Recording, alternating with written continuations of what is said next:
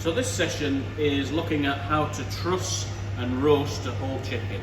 And the assessment for this is the trussing part, the roasting obviously, cooking it to the right temperature, and then serving it with a sauce which you need to make yourself. So trussing is tying the bird ready for roasting, making it look really, really nice and neat, a bit like a chicken that you'd get from Asda that's ready to eat, ready to go in the oven. Just a quick talk through some of the parts of the chicken that we'll encounter. So looking at it this way, you can see it stood up. Obviously it stands up sort of like that when it's in the chicken coop. It's got its wings, two wings obviously. It's got two legs, the top part of which is called the thigh, the bottom part is called the drumstick, and obviously same on this side. Usually it has some feet attached to its bottom of its leg there, they've been cut off. And also its head's gone as well, but it's still got this part which is its throat part. Okay, so that's really, really important for when we're trussing. A couple more pieces that we need to know about these are the breasts, so a couple of breasts on there, and then we come down the back and there's this part here which is really, really tasty when it's been roasted. This is called the parson's nose, and that's really important for when we're trussing as well, because that's part where we're going to attach some of the string. Last of all, on its back here, there's two raised parts there. They're called the oysters. And this part of the bird usually gets sort of thrown away when we've roasted it for Sunday lunch or whatever it might be. But on the back there, there's some really, really tasty meat that's really, really nice to eat. So trussing, as I said, is tying the bird ready for the oven. And it's really quite a good skill to have because you don't get assessed on it again until level 3. So it's a really good thing to know. So we take a piece of string, probably about as long as both arms, cut it off with a knife really, really carefully, and then we're going to just maneuver the chicken into place. And we're going to start off with one knot. We're going to cross the legs over, and hopefully everybody's good at tying knots, but they're just really, really simple knots that we're using today. Just cross the legs over and do a really, really straightforward double knot just around its ankles, so that both legs are crossed over. And this skill is something that probably would be easier if you had 3 hands really, because you've got to sort of be hands all over the place. So a nice double knot around its legs to start off with. So the next piece, this is crucial that we have this throat bone exposed.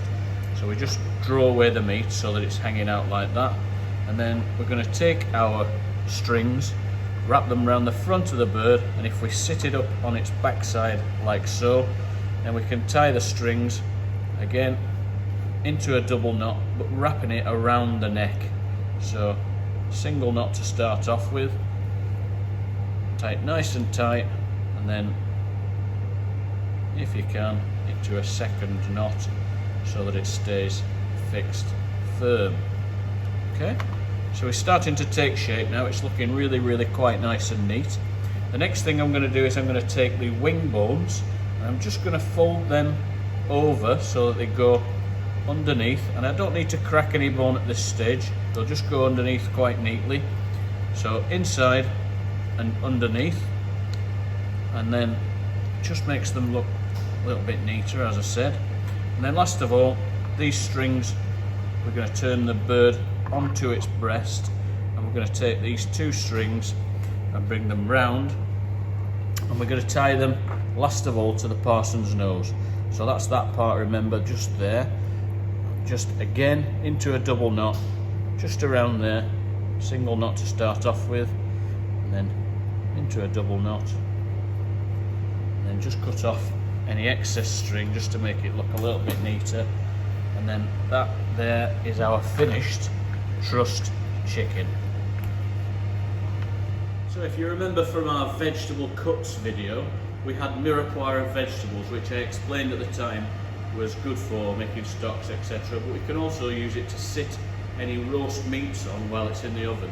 So I've got a selection of Mirepoix, not loads and loads, just a little bit of each one. So leeks and celery and carrots and a little bit of onion. And this is going to just catch the juices off the chicken, and it's going to add some real flavour to our finished roast chicken dish, or when we make our sauce. So we take the chicken whole, pop it onto the Mirepoix vegetables, and then just on the surface we're just going to drizzle a little bit of oil. It can be either olive oil or vegetable oil, it doesn't matter. And we're going to rub that in so that all the skin is covered with some oil. On the wings, on the breasts, right over the legs and the thighs and everything, so that it doesn't dry out, and it'll just make sure the skin becomes really, really crisp as well. Then last thing, before it goes in the oven, we're going to give it a really, really good sprinkling of salt. Okay, nice saltiness to the skin as well, and also a little bit of black pepper. And then this is going to go into our oven, and we're going to roast it for about an hour and a half, approximately, at about 180 degrees centigrade. And then we're going to use a digital thermometer after that time, push it deep into the breast, and it should achieve a temperature of about 75 degrees. So over to the combi oven, open the door, just let the heat dissipate so we don't get a burnt face, and then it goes straight into our oven. And as I said, this is going to be at about 180 degrees. So close the door. We've set it at 180 degrees, and as I said, this is going to go in for about an hour and a half, and we're going to check the inside of the chicken with a digital thermometer to check that it's achieved 75 degrees.